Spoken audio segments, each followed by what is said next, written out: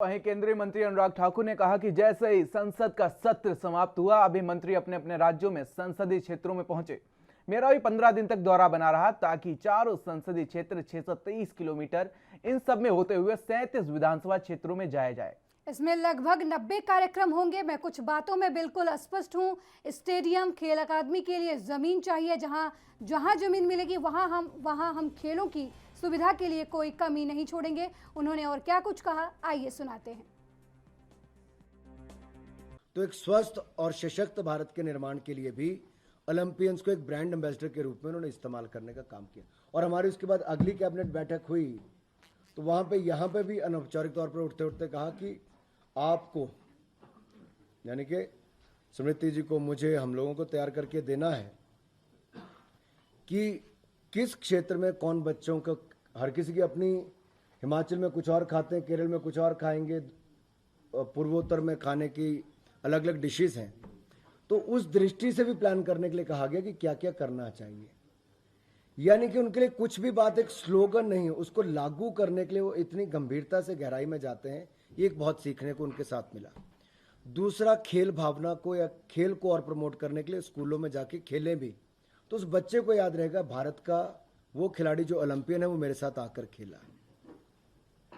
बात है, कोविड के समय हम सब लोग मिल रहे हैं। दुनिया के कितने देश 55 करोड़ वैक्सीन दे पाए? अगर आज आप देखेंगे तो भारत एक ऐसा देश है जिसने मेक इन इंडिया वैक्सीन भी और 55 करोड़ वैक्सीन भी देश के हर राज्य को देने का काम किया। 35,000 करोड़ रुपया वैक्सीन के लिए हमने बजट में प्रावधान किया। यही नहीं, पिछले साल 94,000 करोड़ रुपया बजट था, 94,000 करोड़ रुपीस, जिसको बढ़ाकर हमने 2,23,000 करोड़ रुपया कर दिया। 15,000 करोड़ रुपया पिछली बार महामारी के समय से पहले दिया था। महामारी जब शुरू हुई थी कोविड-19 पैंडेमिक, और इसके बाद अब भी पेडियाट्रिक केयर को ध्यान में रखते हुए कि कहीं थर्ड वेव की आशंका ना हो, वो क्या चुनौतियां ला सकती हैं। जैसे सेकेंड वेव में आप में से भी किसी को पता नहीं था कि ऑक्सीजन की कमी भी हो सकती है, तो थर्ड वेव की क्या चुनौती हो सकती है, उसको देखते हुए 23,123 करोड़ रुपए का हमने प्रावधान उसके लिए। तब भी हिमाचल प्रदेश के लिए किसी तरह की कोई कमी नहीं रखी गई। पीजीआई का अस्पताल ऊना में हो, 6 मेडिकल कॉलेज, बिलासपुर में एम्स अस्पताल हो, और बहुत सारे जैसे सुपर स्पेशलिटी ब्लॉक शिमला में है, 150 करोड़ रुपए का वो है। वहीं पर एम्स 1351 करोड़ का है।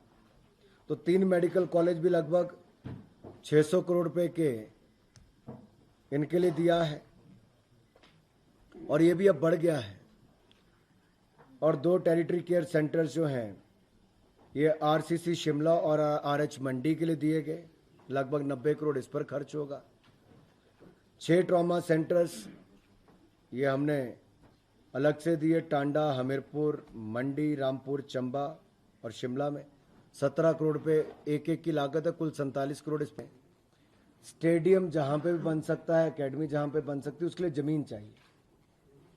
जहां जहां जमीन मिलेगी वहां वहां हम खेलों के सुविधा के लिए कोई कमी नहीं छोड़ेंगे। और शिमला में एक्टिविटीज ज्यादा हो, शिमला में टूरिज्म प्रमोट हो, शिमला एक हब बने एक्टिविटीज का, उसके लिए स्टेट ऑफ द आर्ट कुछ ऐसा बनना चाहिए जिस